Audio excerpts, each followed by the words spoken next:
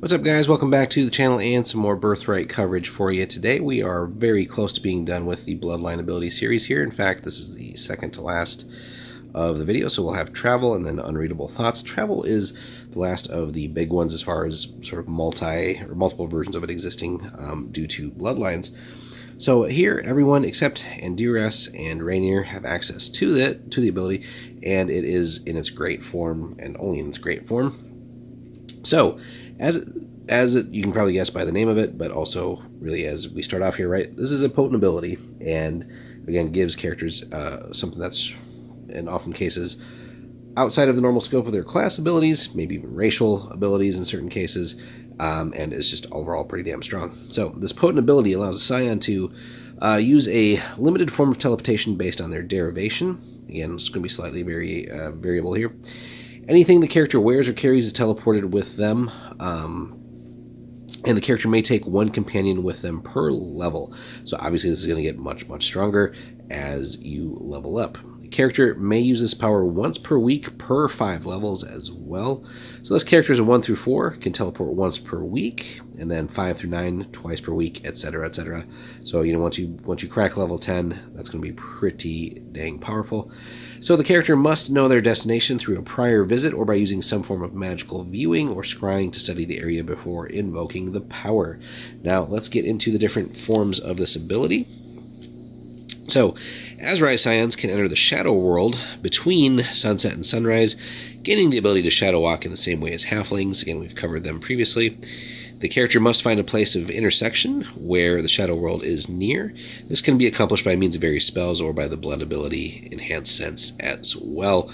And then the Shadow World, again, creates all sort of nasty ways for people with this bloodline, typically again, evil characters, NPCs, monsters, etc., to really come at you and maybe even escape from you into this whole other realm, which, again, we haven't really gone into that in any way, shape, or form yet. That'll be at some point down the road. But Shadow World's another great part of Birthright that really is, just because I didn't really produce too much content on it in the official releases, but it's essentially just giving you a very large sandbox to play in addition to the sandbox really that you already have here with Birthright itself. So very cool stuff there. Basaya, her descendants can travel by stepping from flame to flame.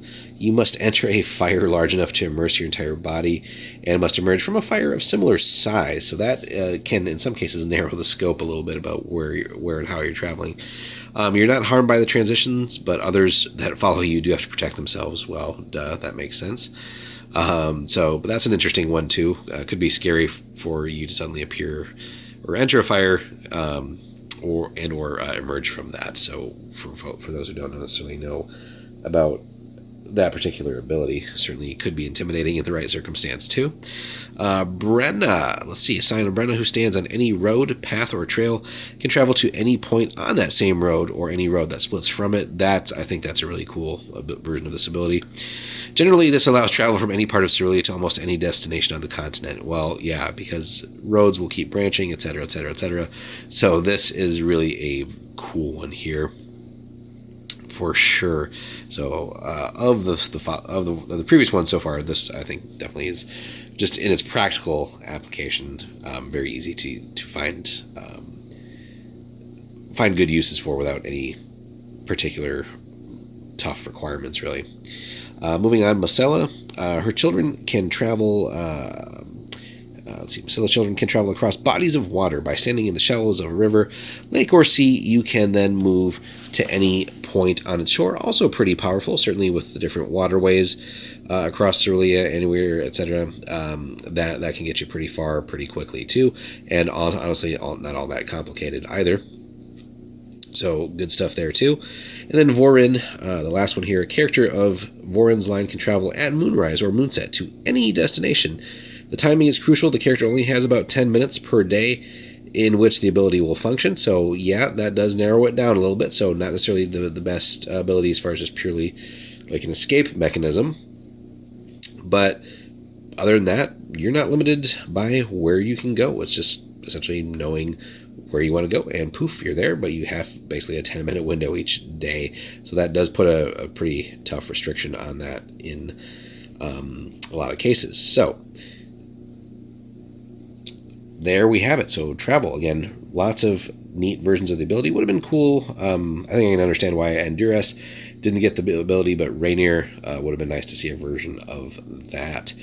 But, as far as other things you could theoretically, if you wanted to make some changes, looking at like the Dwarven gods and maybe coming up with a version of that ability, and just playing around with different similar things if you really wanted to make some tweaks to your own particular campaign. But as it is, it's just a pretty potent ability already in and of its own right. So what do you guys think of travel, and how have you incorporated that in your campaigns? Whether in the form of your own player characters and how that's worked out, and how did that change as you leveled up, and then also maybe any NPCs or monsters, etc., that you've encountered that maybe seem to always disappear at just the right times, and reappear, and so on and so forth. So let us know in the comments, guys, again, your thoughts on travel. Like and subscribe. We've got much more Birthright. Again, we're still even just in the core box. We haven't even gotten to any of the supplements yet, so there's so much more for Birthright coming for you guys. But we got one more video here with Unreadable Thoughts, and then we are wrapping up this massive series on the Bloodlines. Hope you enjoyed, and we'll be back in the next one. Take care.